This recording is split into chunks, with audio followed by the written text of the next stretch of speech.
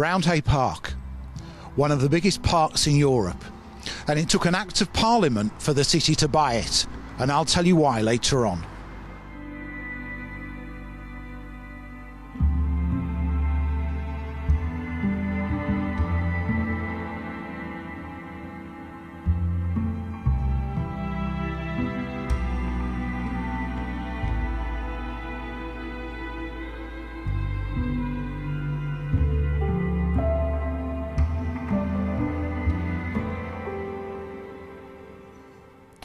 Prince Arthur opened Roundhay Park to the public in 1872, but the story of Roundhay Park goes back almost as far as English history itself.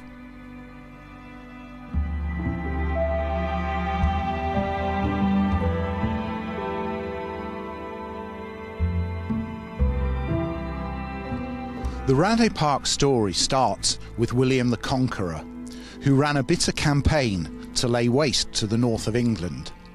He handed this land to Ilbert de Lacy, who was also known as the first Duke of Pontefract.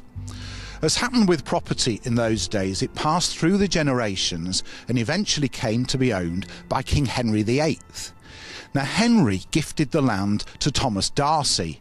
This was before he had him decapitated.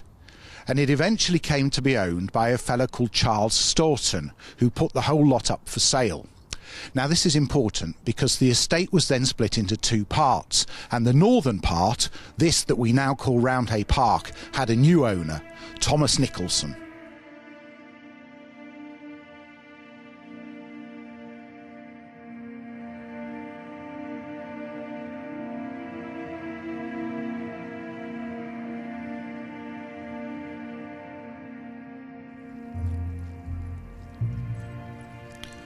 Nicholson must take credit for transforming the park from its industrial heritage into a grand country estate for himself and his family, and he created many of the features that we know and love today, including this mansion with its 17 bedrooms, which took him 15 years to complete.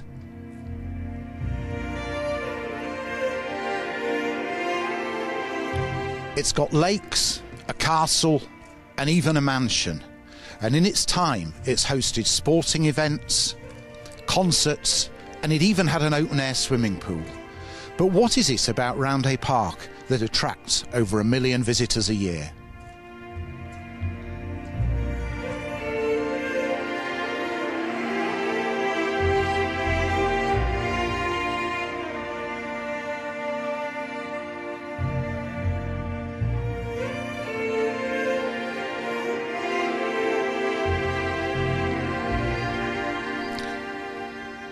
This is the Waterloo Lake, which is the larger of the two lakes, and it's so called because it was built using labour from soldiers returning from the Napoleonic Wars, specifically the Battle of Waterloo.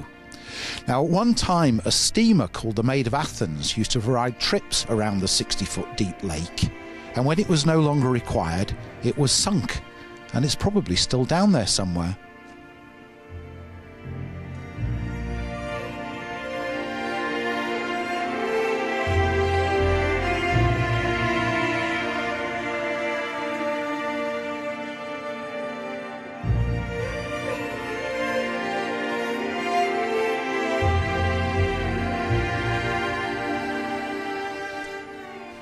Nicholson was born into a wealthy family in Leeds, but he spent most of his time in London, where he made a fortune in insurance and banking.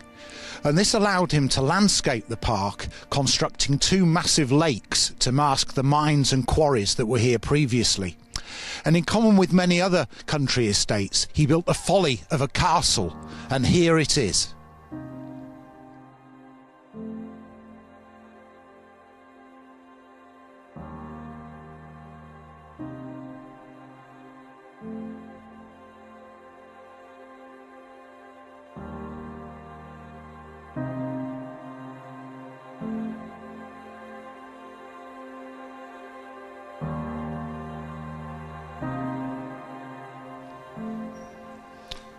When the castle was built, it had a wooden roof, and Nicholson and his friends would sit up there having dinner parties on a summer evening.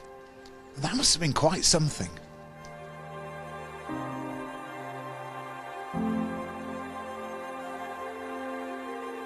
When Nicholson died in 1821, the estate passed through his family, and a high-living nephew nearly lost the whole lot, but fortunately was rescued just in the nick of time. And this is probably the single most important thing in the whole history of Roundhay Park, because otherwise all of this land could have been developed for housing.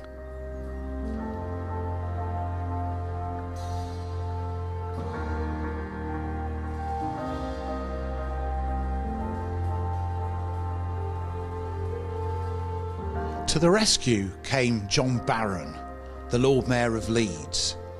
Barron was the son of a London gunsmith, and he came to Leeds aged 21 and made a fortune in clothing and textiles. But as well as being a businessman, Barron had a social conscience, and he wanted to create a large open space for the people of Leeds.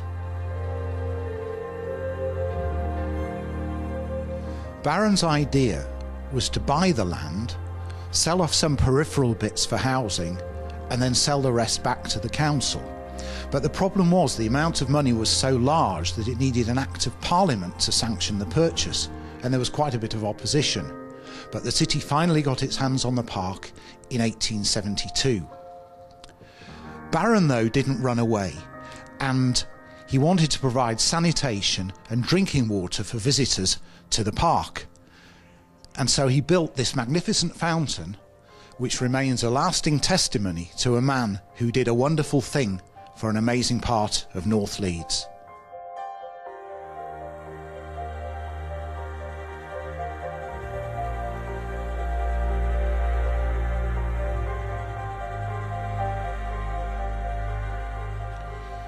Nicholson was going to build a third lake right here, but he didn't live long enough to see it through.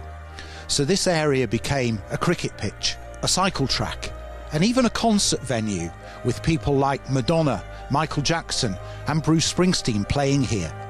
Imagine 100,000 people sitting here. What an amphitheater!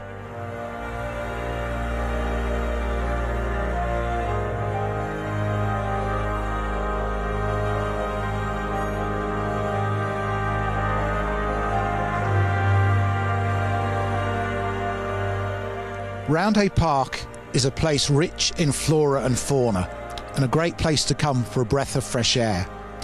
But next time you're here, give a thought to the people with the vision and the care to keep this green jewel in the heart of the Leeds crown. This is Jonathan Straight for Made in Leeds.